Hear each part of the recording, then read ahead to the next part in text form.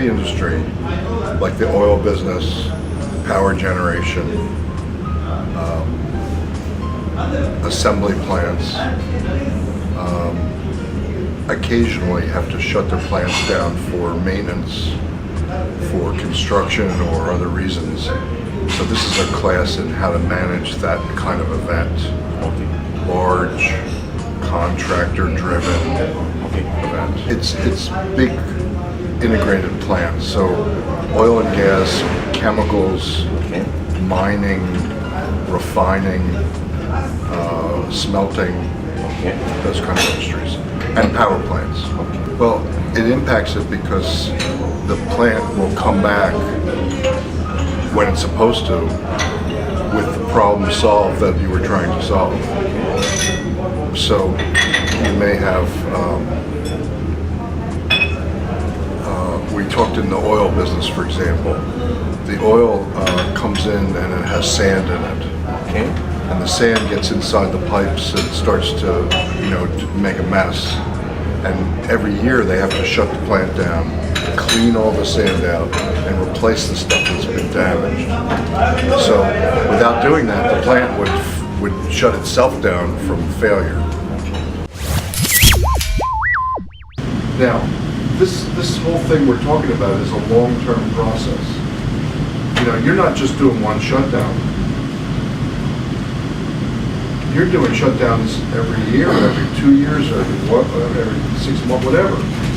So we want to build a long-term process that will have process integrity over a period of time.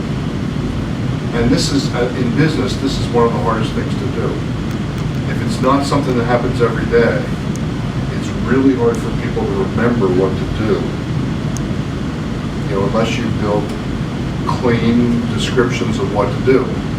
So there's a lot of that has to happen to make it a long-term process. But I mentioned to you before, I've been in places that every shutdown is a one-off event and everybody gets crazy.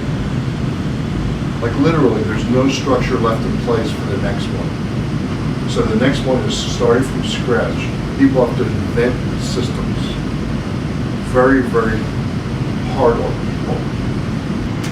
The other thing is that when you build your chart, you start from a point, and then the chart expands out, and there's all these different activities going at the same time, and then they come back together at a point. That's how projects are set up in project management. Well, in shutdowns, you've got 20 of these things all mushed together, not connected at the ends. And then plus you've got 100 work orders that are not related to anything else that have to be done. So you've got 100 individual tasks that have to be done that are not related. You've got 20 minor to medium-sized projects. And then you maybe have 1 or 2 big projects all going at the same time. And it's much different to manage that kind of stuff. It's a little chaotic. And people that come from construction are kind of surprised at the amount of chaos. No cell phones because of the intrinsic safety. Don't you have intrinsically safe cell phones? No. They make it. Use intrinsically safe radios. Yeah. So where you can have cell phones, like your place, you're using the picture capabilities.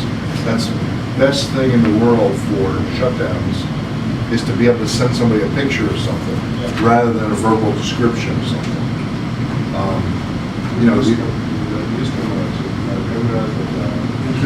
Special cameras. So this is going everywhere. I mean, it's so much more effective than the old way of doing it that we just can't. We have lots of places that used to not allow cell phones, not so much because of intrinsic safety, but because of security. They didn't want people taking pictures of the security stuff. But they decided that it was worth it. This was too much trouble to try and run without it.